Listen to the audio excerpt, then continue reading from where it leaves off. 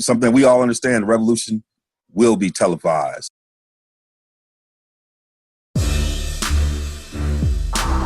Yes, today, as we start the show, this one mic. Yes, today, as we start the show, this one mic. The Chi-Town Hammers. Chi-Town Hammers. People have slept on. I only get political here, but I will. He's playing the game. That's all it is. Go hard for it. Look at his business.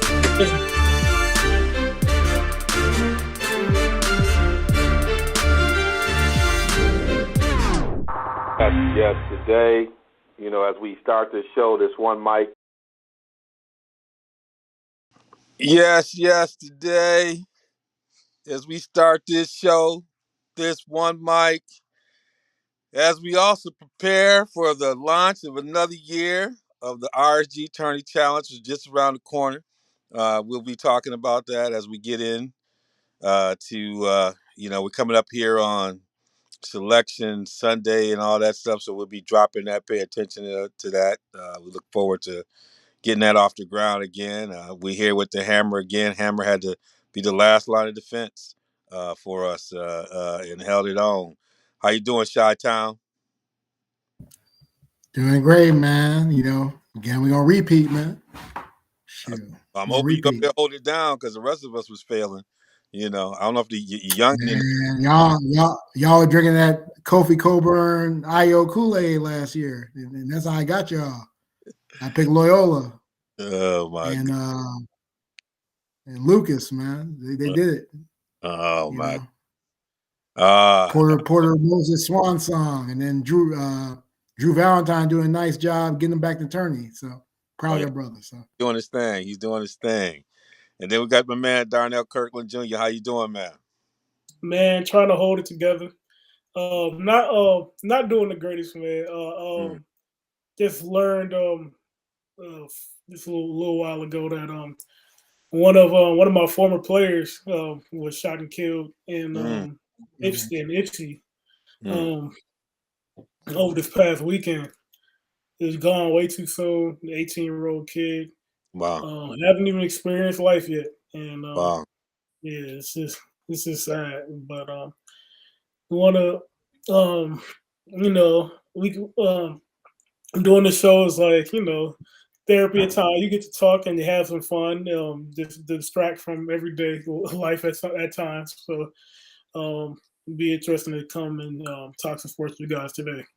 Well, hey man, that's hard to see. I understand. I especially when you're in education and in this one, we've all had experiences. Both Hammer and I particularly shared a joint space at the university and having to see too many young people go. We went to too many funerals, and this is and so hey man, just hold on to it and be there for the family, and continue to support the players who are probably going to be impacted by this as well, man. But I'm glad we can, at least for this time right here. This is about this is the thing about us. We were even before we get on the air. This is what we love about this. We all have our occupations that we do today. We're coming in here. Darnell called me earlier today. I just back-to-back meetings, and that but we all like try to find our way to this space. That's why we're real sports guys.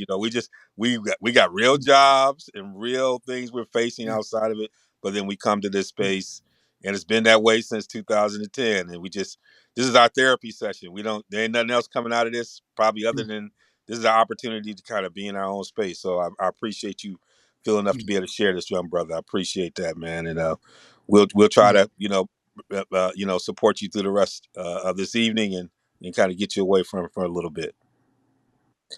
I want to be able to just also share, our guys who've been with us since Maui Invitational and kind of been with us and they'll be with us through the tournament is our good friends at Bowman Medical Group in Mind Match Development. Been really supportive as we've been getting through, and it's good to have them with us and supporting us. And please go to realsportsguys.com. A lot of content beginning to come up there. You get a chance to check out this show as well, and other podcasts that we have on there, and other material, and we'll continue to build on that platform as we go. And then we're also at Real Sports Guys, or RSG, and a lot of our social media platforms. You can also catch Hammer and Darnell, myself, across that, so you'll be able to connect with us as well. All right, we got a lot going on. Our man, the youngin, been hitting us with the rundown, but I got a little wrinkle in the rundown. I kind of changed the show a little bit into "In Russ We Trust," because I don't know what is happening. Denver gave up the trade that Denver got with Russ feels like when Dallas traded with Minnesota. It seemed like Herschel there's Walker, a lot yeah. being given up, right? There's a lot on the Too line. much, too much, too much, too much for We got 33-year-old first round quarterback. picks. We got 2 second-round picks. We got a 5th round. I mean, we got a 4th round, and then we threw in a cat and a dog. I mean, what is John Elway doing over there? Like, I mean, I love. I mean, who's gonna be there when Russ show up? I mean, come on.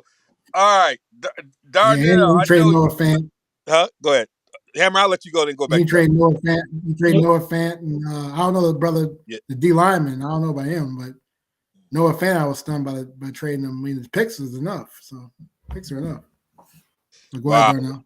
Darnell, what are you thinking, man? Well, this just shows the value of a quarterback. I know I put in the rundown later on in the show. What do you think about the idea of positional value? But when you have a quarterback that is in his prime, that is deemed to be elite. I mean, Russell Wilson might not be your number one or two best quarterback in the league, but in everybody's list, he should be at least top 5 to top 7. I mean, he's in that conversation. Like, you should be able to compete come playoff time if you have Russell Wilson on your team. And yes, they did give up a lot as far as draft capital and stuff like that, but there is still a lot on that roster.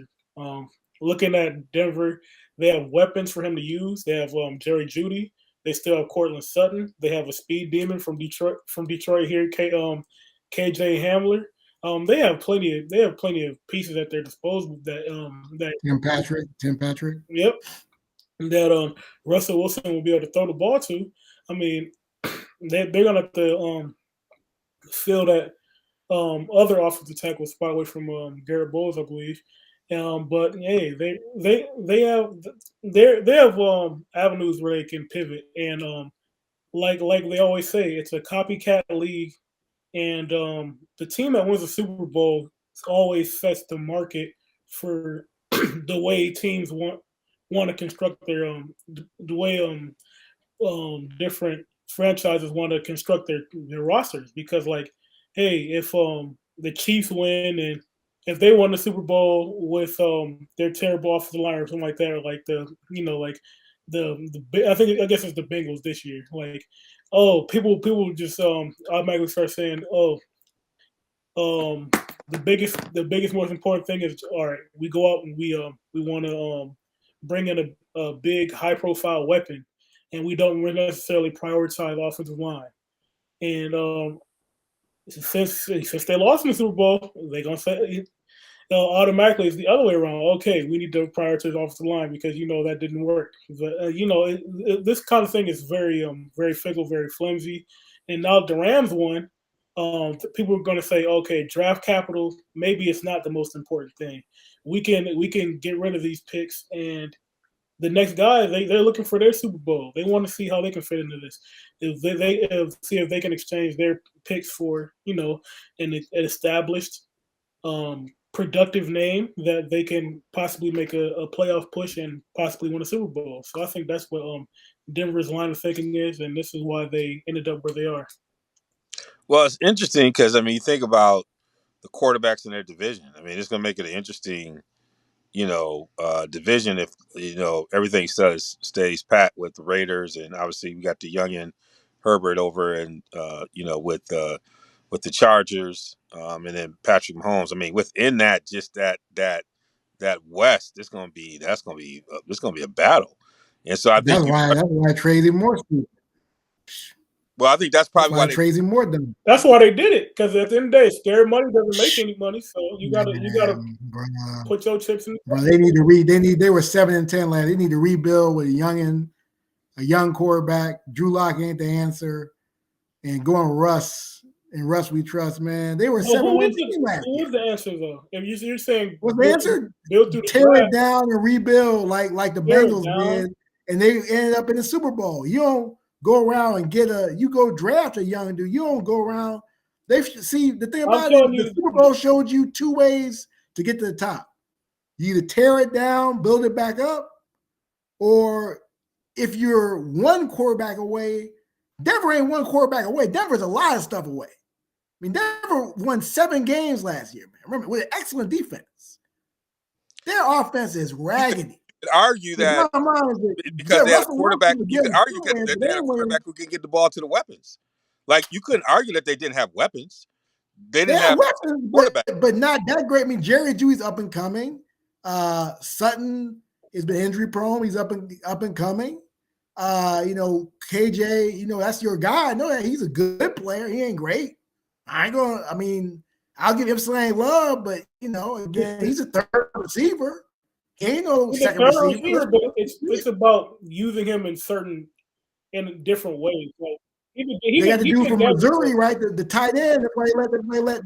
But the bottom line is that they are a 7-win team.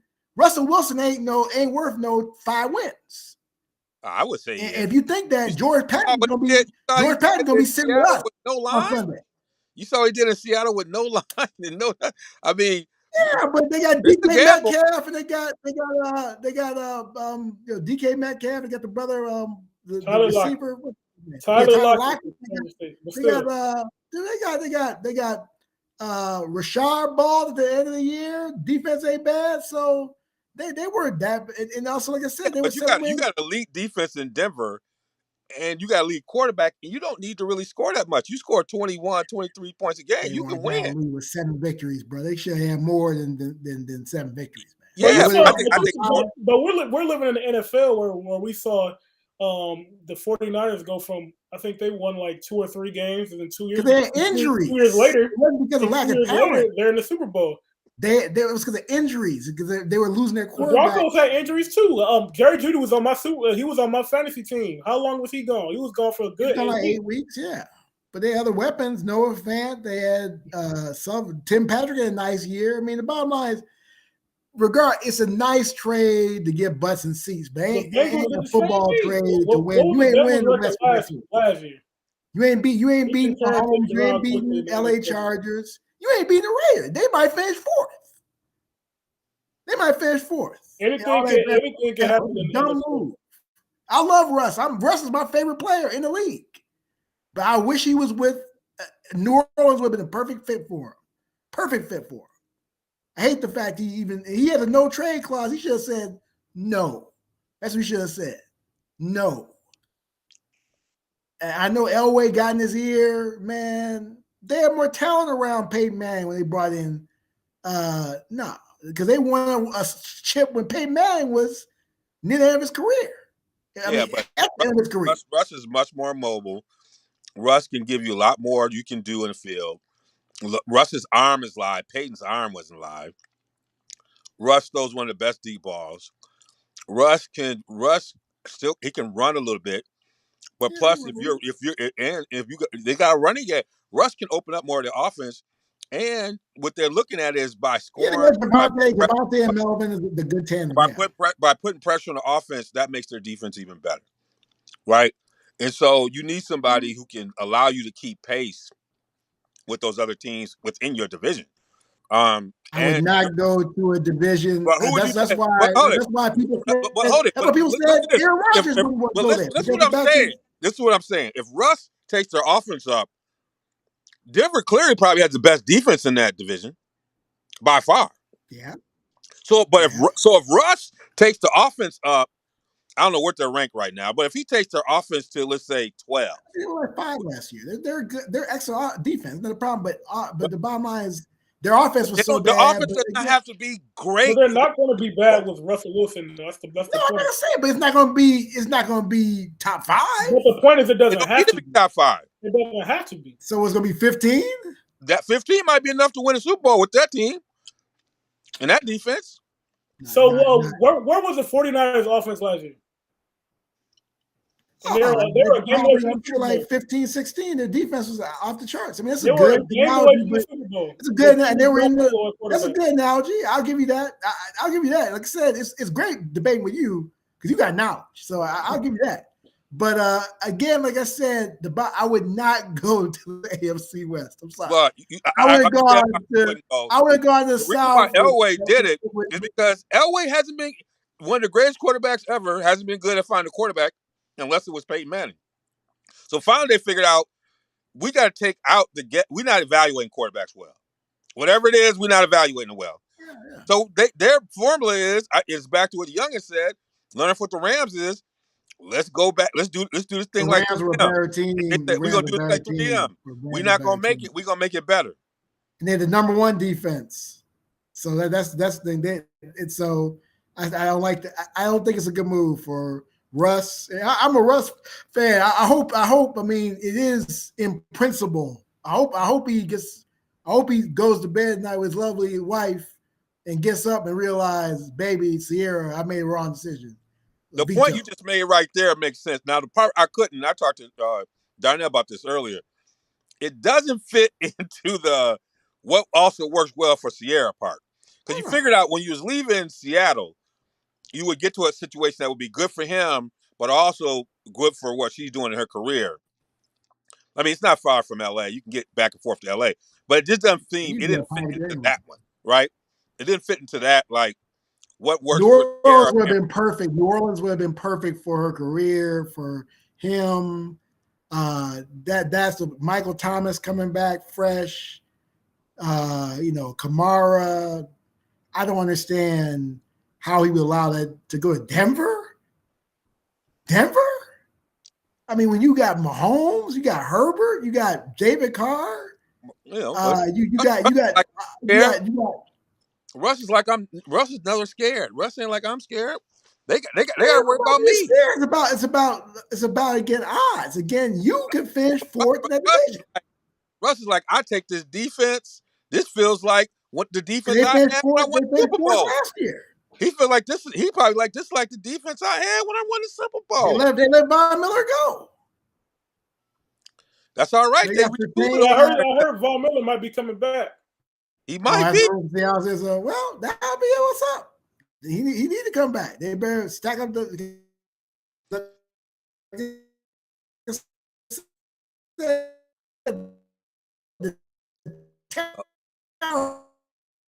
one New York area. I ain't like it right now. But I thought was a spot. I truly thought New Orleans was a spot. All right. I'm stunned. Like I said, I started the other day. In my head, man. All right. Well, we'll say this. We will see. What's he gonna do? Buy a canvas company? I mean, why is he going there? He might be. He's a business. You never know what he's trying to do. Yeah. Russ is trying to get all the business. He ain't win the chip, so he might go get some money. Yeah. He might think he can get one. He might think he can get one. He might think he. So we'll see. We'll see. What's going on with some of this stuff? All right. Well, people underestimated him all his whole career. So again, that's the thing about Russ that I love. That Russ always has the chip on his shoulder. So yeah, if he comes out, if he comes to Super Bowl with this, like I said, he's gonna be up there with one of the greatest, with the greatest. All right, we're in the open mic. You listen to RSG One Mic. You got my man Darnell and Carl. Here's Devon Wilson. You're listening to the show. We just getting into in Russ We Trust.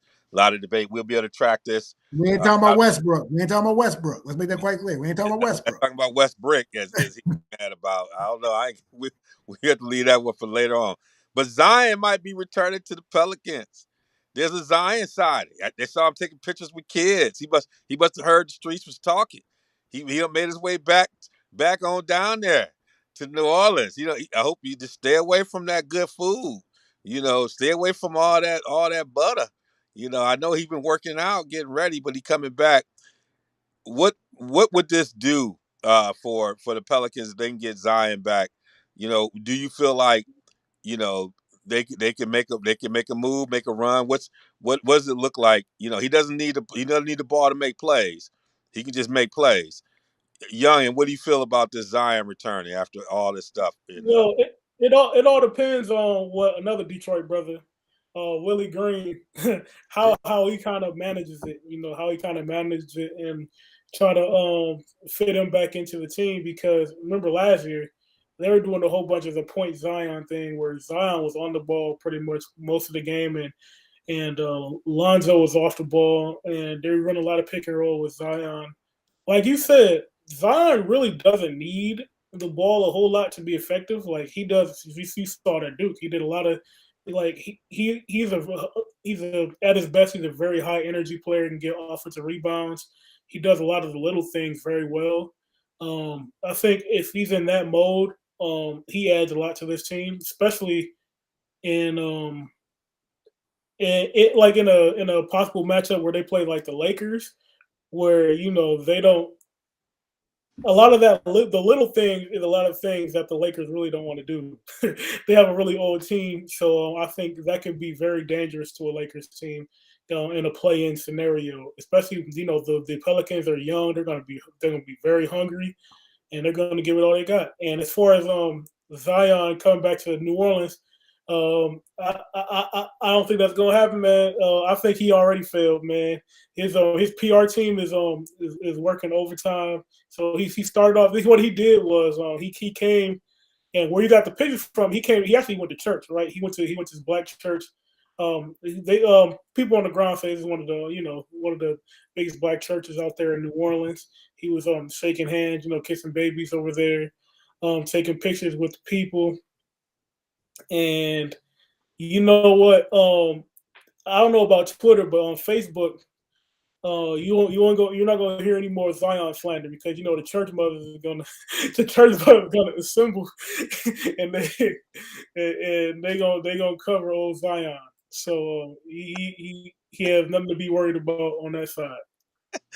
And the other thing, I mean, you see C.J. McCollum getting in his bag a little bit, initiating a lot of offense, demonstrating his ability to set other people up, which I think could be very helpful with Zion. And then just he's a calming force on the team. And so it'll be interesting when they start getting all the fellas back together to see what kind of run they can make with Ingram, doing his thing and everything. What do you think, Hammer, with Zion coming back into the building? You see the pictures? That's why I think he's big as a bull, man. He's big as a bull. He always been big as a bull. Though. No. He's bigger than as a bull. Let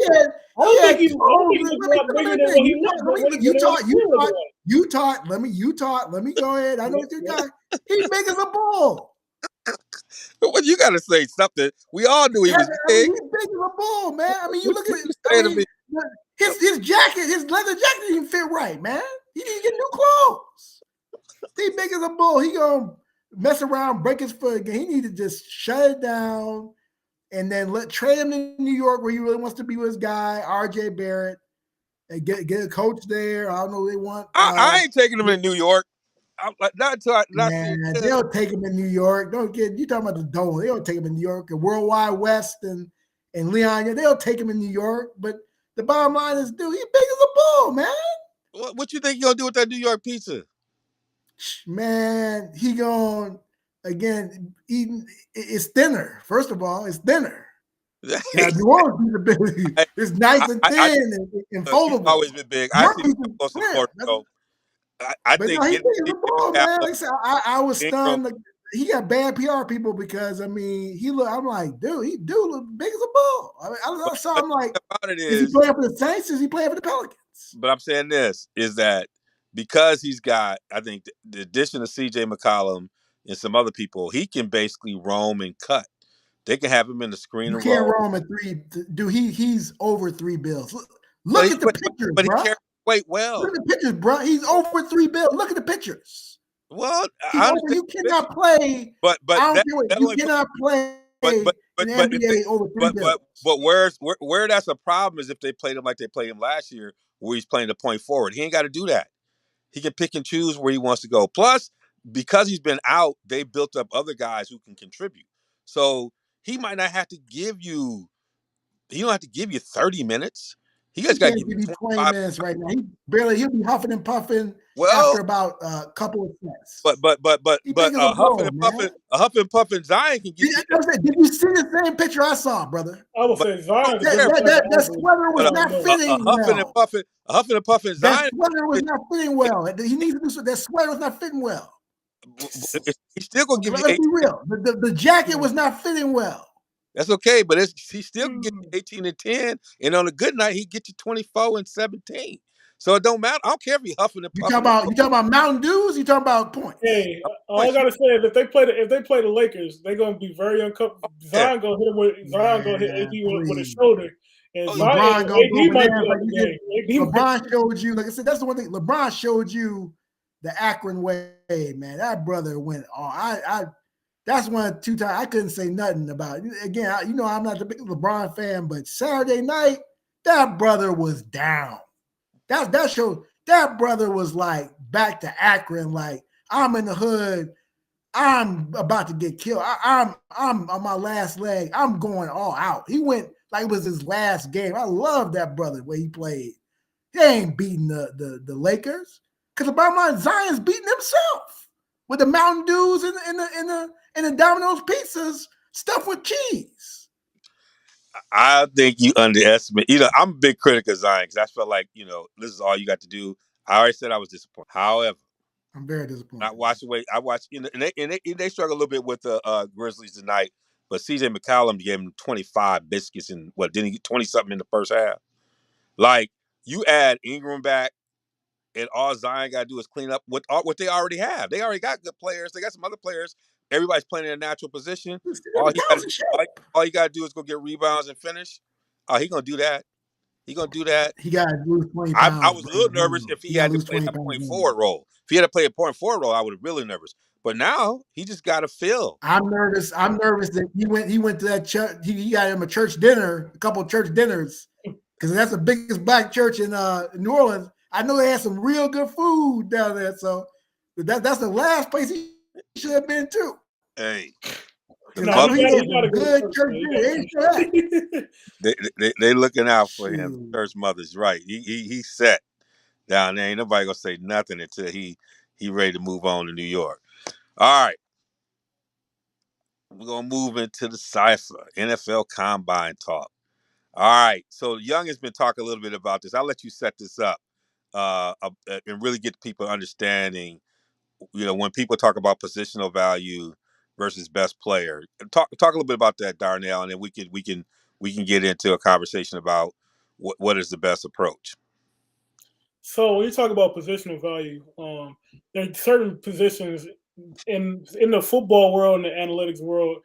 There are certain positions that are deemed more valuable than others, and there is a certain idea that at a certain level, at a certain pick that you have, like say if you have a top 5 pick in the NFL draft, you are expected to take either a quarterback, offensive tackle, or an edge rusher for the most part.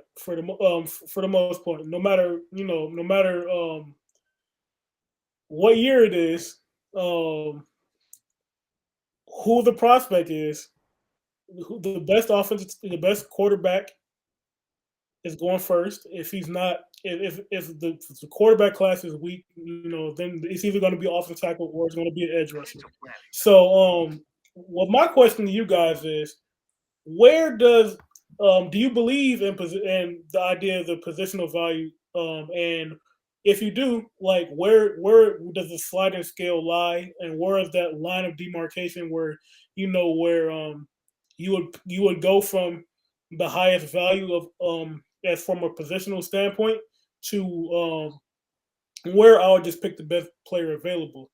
Is that pick number 10? Is that pick number 11? Is that pick number 5? Or is that wherever on the draft board? I'm interested to hear you guys' thoughts on that. Yeah, it depends on the team. I mean, it depends on you're not gonna do like your Lions and draft like 3 straight receivers in a row. It's a mess like that. Or when the Jets back in the day, they drafted Kyle Brady and Another brother, 2 tight ends in a row. So yeah, you have to have a positional value means basically the impact that the person's gonna make, the draft what's gonna make on your team as far as a hole in your team or depth. And then best player is clearly a cat that you just cannot pass on. Like basically looking at Carolina last year, they were like, we ain't passing on JC Horn. That's just quite clear. Or I mean, that's just quite clear. They're just like, that's our guy. And so the bottom line is that either it's a transcendent. So basically what it is, it's a need who's an excellent player, or it's a transcendent player is the best player that you believe that regardless of any type of personnel situation you have, this is a guy you want on your team that's going to be value, and you can fill other spots accordingly, either late in the draft or through free agency, or through street free agency or regular free agency. So that's where I would say that dichotomy breaks down, bro. So from a Detroit Lions perspective, they pick at number 2, right? And with Jacksonville franchising their left tackle, signs are pointing to that they possibly would pick Aiden Hutchinson at number 1, possibly. Yeah. So even if they don't, well, so why? The question I would have: why do you believe it is acceptable, a no-brainer, or acceptable to pick a player like Aiden Hutchinson or a Kayvon Thibodeau at 2, but also it is deemed just outrageous or like unacceptable for you to pick a guy like Jordan Davis at 2? This is my weird thought, because if I'm the Lions and I want to go defense first, not like I said in the past, I'm not only going off of the combine. I've watched Jordan Davis for years, and watching the combine just reinforced what I already thought. Just ask any defensive coordinator from that's coached the odd front team, a 3-4 base team. You can ask Saban, you can ask Dave Aranda, you can ask Kirby Smart. 90% of the guys you ask, if you ask who is the most important player to your defensive scheme, 90% of the guys will say the nose tackle, right? Because that's the anchor of your defense.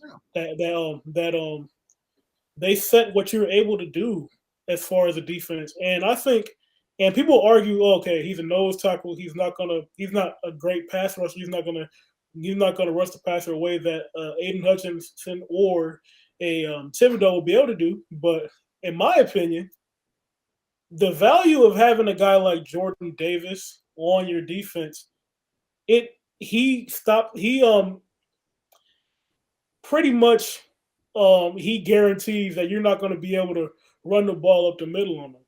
And when you have that to your disposal, you're able to do other things from a pass defense perspective, from a coverage perspective, where you can allocate more resources to coverage, where you can play lighter boxes just like they want to do in today's NFL. You see with Brandon Staley and the Fangios of the world, they want to put more resources towards the pass coverage, where they bring guys outside of the box. Having a guy like Jordan Davis can make or break your defense. Just ask like the Tampa Bay Buccaneers. Like, would you if you had to choose between Vita Vea or Shaq Barrett, who do you choose? I guarantee you they say Vita Vea. Yeah. But they re-up. It's like I said, depends on the situation. But they re-upped Shaq. No, the bottom line is that with Detroit, I agree. I think Jordan Davis could be the best player in this draft. But I mean, the bottom line is that the Lions have a public relations nightmare right now. Okuda's been a disaster. Penny Sewell started off bad, did real well. They got to get an edge rushers, because they got to put butts in seats. And Thibodeau's going to be the type of cat that's going to he projects he's going to wreak havoc in the NFL. And especially with that 40 time he did I think it shows his edge rush speed. And so, you're right. From a scheme standpoint, Jordan Davis might be the better pick. But we're dealing with the Detroit Lions right here. And you're dealing with a PR debacle where basically, I mean, they're not going to do it to the Ford family, but they should not be on Thanksgiving Day. It's embarrassing. They should not be on Thanksgiving Day. My approach, and I might end up answering this question. So I think you might be getting at this a little bit, Darnell. I think you have to go into a draft understanding who you want to be. And given that, I always say, who's the best player, right? And so if I understand, as, Finks used to say, you got to be strong up the middle. Like, it all starts with that. Like, you got to be strong on both sides of the line, And so if I'm trying to establish something and I'm looking at this draft, I'm like, who can help set that tone? Now, that might be dictated by, let's say I have a really good nose guard. So do I get Davis? I feel really good about my nose guard and production there. Then maybe that's where I'm going to get Aiden. But if I'm not really sure about that and I really need to set a tone, because one of the things you talked about that I think is really important that a lot of people miss, one of the problems that a lot of these teams have is they don't understand who they want to be. And so they end up creating teams where they take away nothing. The one thing you will be able to do, as you just stated, is you can control anything up the middle. This kid's already telling you he gonna control stuff from sideline to sideline, and we've watched what people have done when they disrupted that. That gives you such an advantage when you say, we're gonna be strong here. Now, we'll fix some of this other stuff maybe through free agency, but right here, you are not going to beat us here. And if you look at teams like Tampa Bay, if you look at the way in which, a team like the 49ers set their defense, it's really clear there's certain things you're just not going to do against them. But the teams that struggle kind of don't quite have a strength somewhere. They have a weakness. So part of what I would say is that you got to come in there understanding who you want to be, and then who is the best player that allows you to be that. And it might fit in. It might fit into what people say is positional value. I think what ends up happening sometimes like that, you end up missing out on. You outthink the room when your eyes clearly tell you Jordan Davis is the best player. He's the one who's going to be the most disruptive. Like, I need people who are going to be disruptive. If I rank the disruptiveness, he's going to be right up front. And if I have a chance to get somebody who's going to be disruptive, not just for next year, but usually in positions like that, he might be disruptive for the next 10 years. Like, think about the Rams and what they were able to do by having, one of the most disruptive linemen. He opens things up he makes your edge rusher look better. Right? Right. He's a three down player though. Jordan Davis is not. But you see that Jordan Davis could be. Yes. He could be. I think he needs to go down to about 320 though. I think he needs. I can't see 340. Him playing 3 down. But look, we watched that. He played at Georgia at 360. Yes, and he already cut him. I know he needs to get down to 320. That's you prove he needs to get down to 320. But he's already shown the willingness. What did he run? What did he run? I know he needs. So you're proving my point. He needs to get down. Can we agree? Well, what did he run the 40 in? What did he run the 40 in? 4.7. He runs faster than Patrick Mahomes. Yeah, 4.7. I'm not done. He can run 4.65. Carl, don't want to be one of them GMs that outthink the room. See, this is how people get fired. I told y'all I would take him top 5 several months ago. That's not even an issue before 40. He carries his I'm telling you, though, the Lions are going to do it. I'm talking about the Lions. I'm saying, but if I'm the Lions. I understand that they're not. Hey, Carl, I understand they're not going to do it, and I 100% agree with you. They're not going to do it. But what I'm saying is, why can't you do it? Like, at the same time, because looking back to last year, I'm pretty sure there are a whole bunch of teams that are looking back and like, man, I wish I would have just took Michael Parsons. But you're not taking Michael Parsons at 3, 4, 5. Well, Michael Parsons had off the field issues too. Remember that he had off the field issues too. Remember that. But again, you outthinking the room. You outthinking the room. Like, what kind of Again, after seeing the Ridleys, the Ruggs, look? what's the brother, As the much brother as from we want to Ohio be okay State? with this, Man, there character matters. there are no perfect people in this. I agree, ain't no perfect people, but 100 miles an hour killing somebody, we ain't talking about perfect. We talking Yeah, about but stupid. that was a poor decision in a moment, and he's going to Yeah. pay the price for that stuff. There's a lot of things you can say that's going to be effective. That comes down to how solid your locker room is, where's your leadership is, how do you build your program. And some of these folks are still not building their program the right way, and that's Michael part. was well mentored by. But Let's be real. He was well mentored by LeVar Arrington, and yeah, so people. And let me finish. The Cowboys knew that. but that's not an issue The for people Davis. passed That on him issue for didn't know Davis that, and so is that they issue for lost Davis out on a for the generational person talent. I we're agree talking with about. Is you. that an issue for him? No. Yeah, it was not. He did, but well, my point is, like I said, if your butt is in the GMC on the line, My butt in and the they come over GMC. some, they come over some I'm saying I'm going to get somebody going. some mess at Penn State, I would have him on my draft board too. Because, like I said, I want that money. But again, the Cowboys are Cowboys. They I'm even gonna tell you right traded back now, and got it. with this pick right here, I don't think it's a big reach. He's the most disruptive player on the board. That's what I need. I can figure everything else from there. Yeah, well, again, we And talking about the in 3 Lions. years, I we'll agree be with you. saying he's the most disruptive. Like we know it when we see it. We will. We Like, will. it doesn't fool you. Especially at 320 too. Especially at 320, he's going to be just a monster. He's disruptive. I agree. At 320, though, he can be a monster. Yes, because Yeah. the thing about it is you can talk about how many downs, but if he's making you play, think about what he did at Georgia. If he's forcing you to be, if he's because you can't do anything around on down 1 and 2, and you find yourself at 3rd and 9, Yeah. that's what we're talking about. Look at the statistics on that. Yeah. You Right, gonna right. lose. So if he don't play 3 downs, but if he played 2 downs really well, this NFL is different than college, man. look at the statistics. He need to Look be at at the three. He need conversion to be on at it. Hold it, 320. hold it. He need to be Why at do you think? 320. Why do you think Belichick wins the way he wins? Because he plays for those situations. How many times when he's at his best, putting people in third long? Belichick Like suspect. that is He ain't won since Tom Brady that's. left. Oh So look, let's get. that philosophy has been true since the beginning. That philosophy ain't changed. This is the problem. Too many people looking at all the bells and whistles.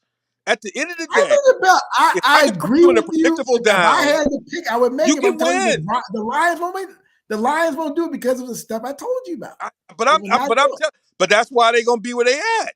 I agree. I think this is a great question that he raised because at the end of the day, you have to start with who you want to be, and it's all positional or not. It still has to be someone who is high on your board, meaning they are going to be a difference maker when you try and pick that high, and they got to allow you to anchor one thing in whatever you're doing. So if it's an offensive lineman, it allows you to anchor one thing that you know you need to anchor. Right? You got to take away something. And I think too many teams don't think about that. Reason why they mess up is they end up adding sometimes to something that's not going to take it away. And they got to figure out how they're going to shore something up. So yeah, it's a great question. But in the Lions case, man, I love Aiden Hutchinson. I think he can wreck shop as well. I think this is an interesting conversation. But that boy, Yeah, in my opinion, I'm convinced he tears things up and he'll smile. Yeah, in my opinion, the Lions should take the best player available at 2. Yep. You need to you need to take the best player available. You don't have you're a team that's rebuilding. You don't really have a set identity at this point. Yep. You should rule out nothing, I think. Yeah. Well, I don't think Evan Neal should be on the table, in my opinion. If the Jaguars go Aiden Hutchinson at 1, you should strongly consider Evan Neal. Like if just somebody might say, okay, we already have Penesul and we have Decker already, so why do we need Evan Neal? But then Evan That's Neal has exactly already he's played tackle, he's played guard as well, Yep.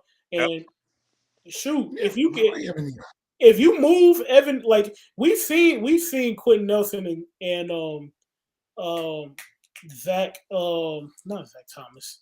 Oh my goodness, Zach Martin, the guard from the Cowboy. We've seen both of them play both guard and tackle in college, and then be absolute difference makers on the NFL at guard. If you could put Evan Neal and Penei Sewell next to each other, can you imagine? You talk about creating an identity. Like Yeah. you already have DeAndre Swift. Like you could create an identity for yourself where now you already know we are a powerhouse smash mouth football team. Yeah.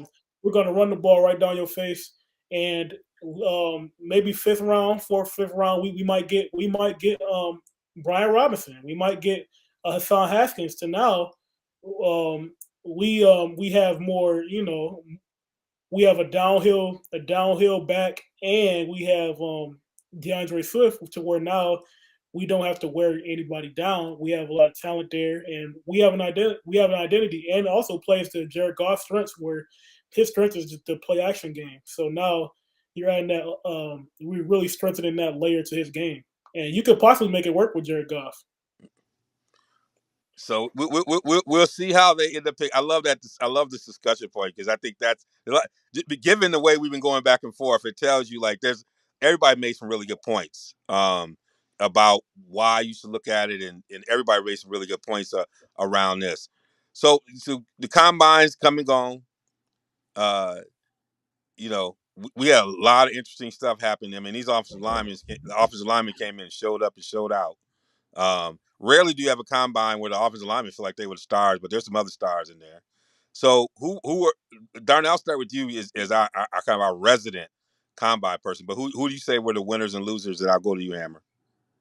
So winners, like I just said, Jordan Davis. I mean, this dude, a 4'7" at 340 pounds. This is one of the most ridiculous things I've ever seen in my life. 4'7". Like, I coach high school football, right? So I've seen plenty of corners run 4'7", plenty of safeties run 4'7". This dude is 340 pounds. He runs faster than Patrick Mahomes. He has a quicker 10-yard split than Jarvis Landry. He has a 32-inch vertical. You know how many NBA players Jordan Davis jumps higher than? He jumps higher than JJ Redick for sure.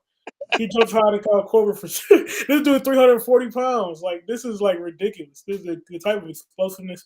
And this is why I believe he will be able to be a 3-down player.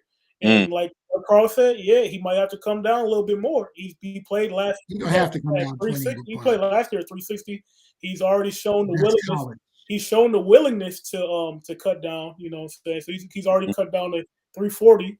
And then he's going to get to I think he'll do it. I think he got dog in him. Come down to 325, 320, and then he's going to be a different animal. I mean, if he's running 378, if he's running 478 at 340, imagine what he's going to run at 320.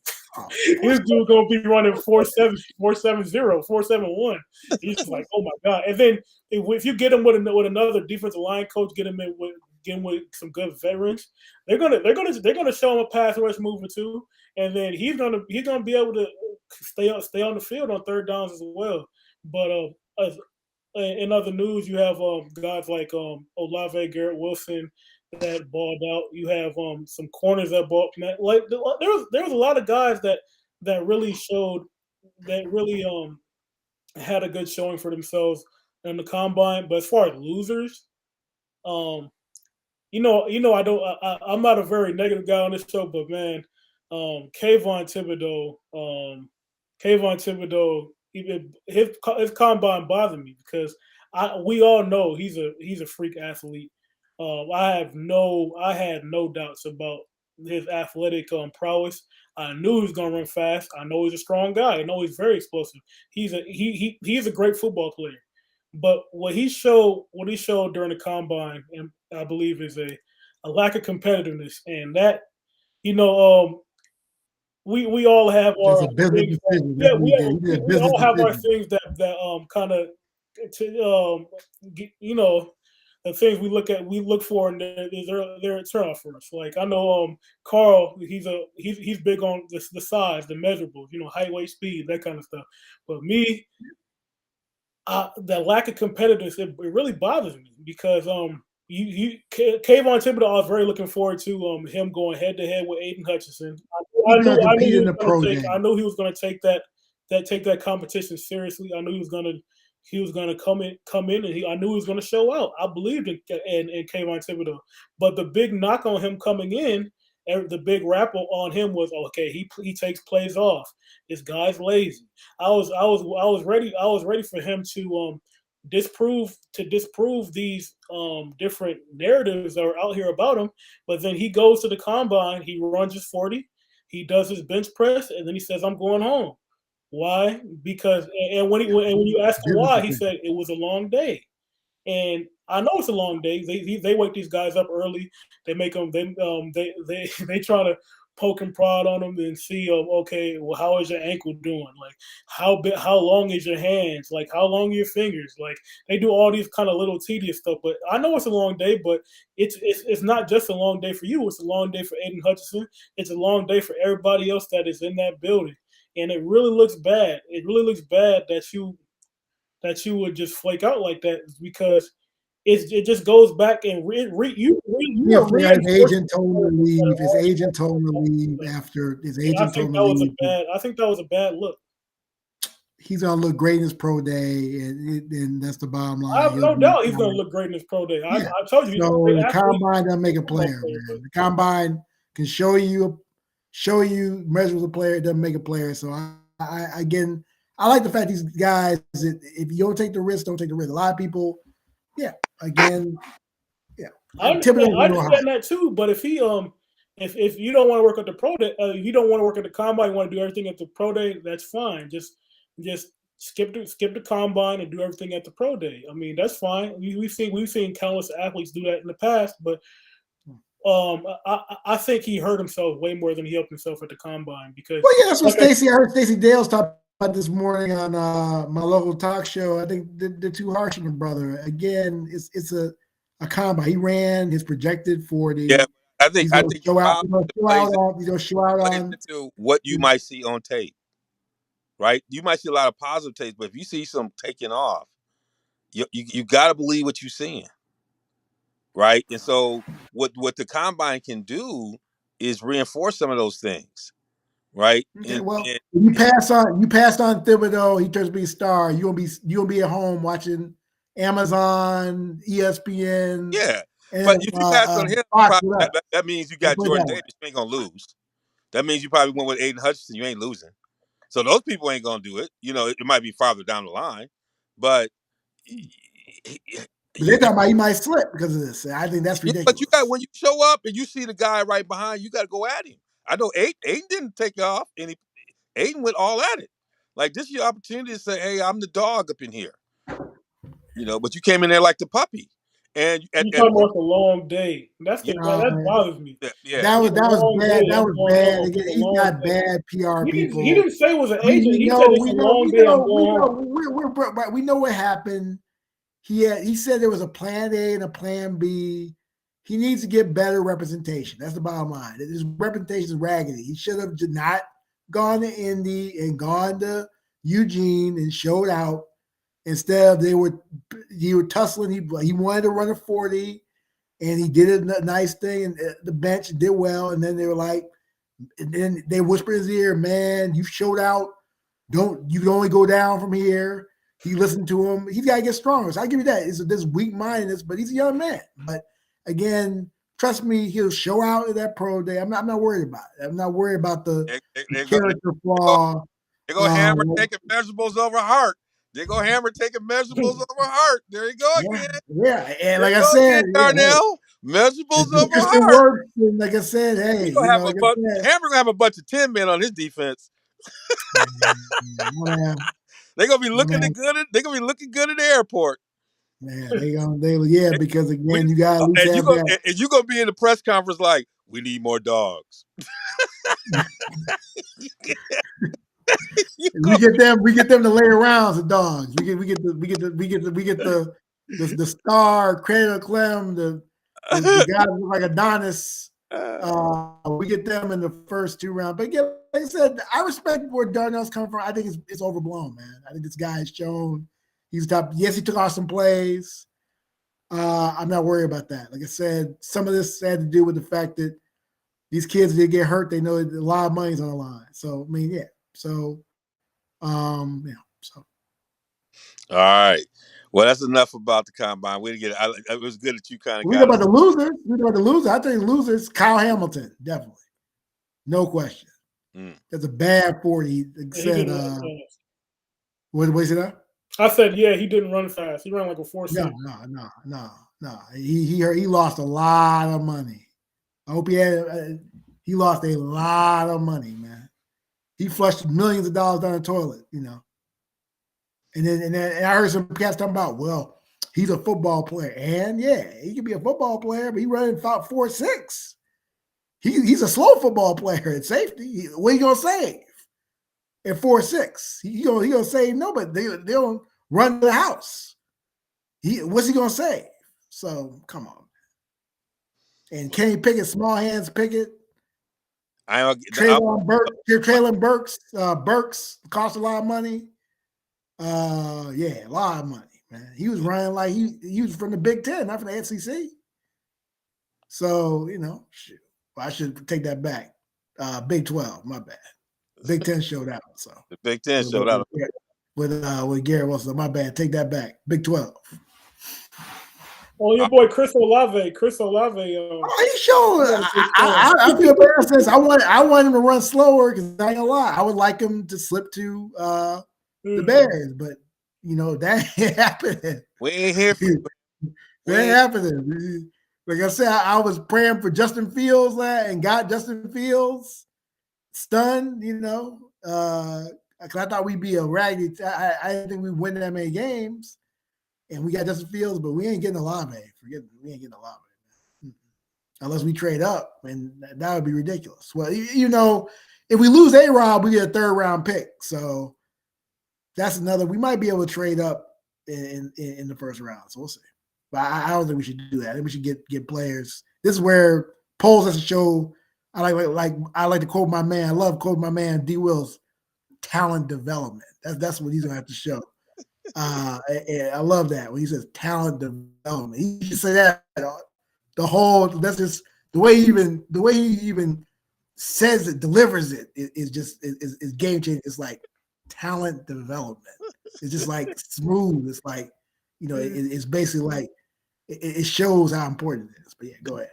Props out to my boy. I love talent it. development. Love it. We about to hit the talent development, but we'll hit it. We're gonna drop the mic though. Please, again, go check us out at Real Sports Guys. This has been a good show. You know, executive produced by Youngin, helped us set the rundown. Thank you, Darnell, getting us going down the right path. We appreciate that, brother. We'll save you for last, given what you've been through. So with Darnell, we'll save you for last. I'll begin. You know, we are getting into that time of the year. You know, I've been. You know, we got the tournament coming up. You know, both I pay attention to what's happening with the women's tournament and men's tournament. So that's kind of, it almost feels like the weather's going to break in the Midwest right around tournament time. And then, you know, now, you know, we got NBA season heating up as it's going down the stretch where folks are battling the play-in games. LeBron showed out as we were talking about in showing it. Everybody's trying to make their mark. We didn't get a chance to touch on Tatum, which we wanted to talk about, but that boy Jason Tatum, at 24 years old, got his 4th 50-point game as a Celtic. Tying Larry Bird, who I think got his at 32 years old or something like that, 33 years old. I mean, I forgot. We were having this conversation about young stars, I think, even in the previous show, and we mentioned Tatum, you know, and you just, when you watch him and watch the way he plays, woo, it's I had to get it, and we're having a discussion about whether or not they need to break the two up. Them Celtics, boy, and Jason Tatum, they find in their range, and so it's just that this is like that performance time of the year that I appreciate. People stepping up in the NBA. We're gonna see, the March Madness is full proof. You're gonna learn some new stars. Like people going to be stepping up in the moment, and that's the part I love about what we'll see. The one thing we won't see is baseball, which means we can put a delay on and trying to get the start of Inside the Park, because it don't sound like we have any content for a while. But other than that, I'm loving it. I'm getting ready, so enjoy it. We look forward to having y'all join us for our RSG Tourney Challenge, and I'm dropping the mic. I'm going to hand it over to Hammer. Yeah, I'm gonna break it down. Where is Ben Simmons? That's what I want to know. Where is Ben Simmons? It's a disgrace. You're one of the most talented players that's coming to the league. You've never worked on your game, never worked on your outside shot. You're a crybaby. Again, I'm gonna put down. I know you have some mental health issues, and I'm not saying get over it or anything like that. I want you to work the mental health issues, but you've had time, brother. You've had the best. And so, by the way, where is Ben Simmons? That's what I want to know. People talk about Brooklyn won the deal. Brooklyn didn't win the deal. Philly won the deal. You see him the other day when MB went bananas on us. 43 points. James Harden, distributing the basketball. Tyrese Maxey, man, you don't tell me Brooklyn, because Brooklyn lost the deal when they got Ben Simmons. Where is Ben Simmons? Drop the mic. Right. My drop the mic is going to be about Ime Udoka and the Boston Celtics. I remember being on this show a few months ago. We were asking ourselves, is Ime Udoka in over his head? Was he not cut out to be a head coach at this time? But he had his growing pains coming in, but he seemed to figure it out. And right now, this team, they like we talked about earlier when we talked about the draft, creating an identity. This team defends. Like, you watched that Brooklyn game, and they were all over the place. They had so many layers to their defense. Just looking at the game today where Brooklyn played, and Kyrie had 50, and he had an efficient 52. He was like 9 for 12 or something like that, or like he had 50 points on like an efficient 50 points. And that just goes to show, like, the things that Boston was able to do from a scheme standpoint and an effort standpoint as well was very impressive to me. And I think there's going to be a dangerous team come playoff time. Another team I want to talk about is the Miami Heat. It seems like if you watch ESPN, you watching all the big markets, and that's all you do is watch First Take. You will forget that the Miami Heat exist. Like, this is the number one seed in the East. They're balling out. They play together, and they just got Oladipo back. And Oladipo, the stats might not be amazing, but he looked explosive. He looked spry yesterday, and I was like, okay, this is just another piece. That's another switchable piece that you have in there. You have guys like Lowry, Butler, Oladipo, Bam. You know what I'm saying? All these guys can switch. All these guys can guard different positions. They're going to be a tough out come playoff time. And last but not least, the recession is coming. The recession out there, and I believe if you look at the stock, it's time for you guys to. It's time for everybody to start watching our stocks, because the dip is coming. The dip is really here already. I think Microsoft was down. Last time I checked, it was like down like $4 a share or something like that. But yeah. So, man, think about your entry points. I'm not going to say buy right now, but I'm going to say watch it and watch where it goes for the next week or so, and start to strategize your entry points. And you won't regret it. Drop the mic.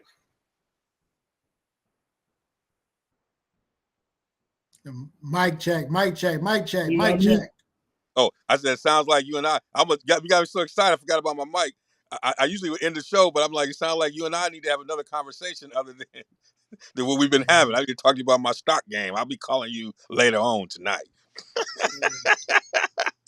All right, y'all. Till next time. Peace. See, something we all understand, the revolution will be televised.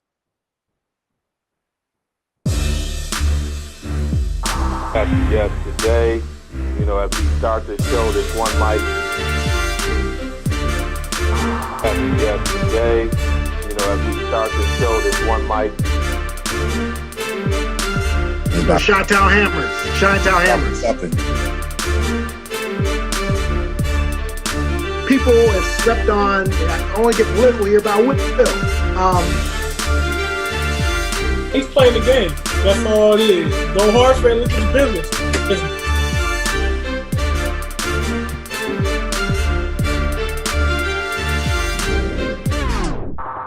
Yes, today,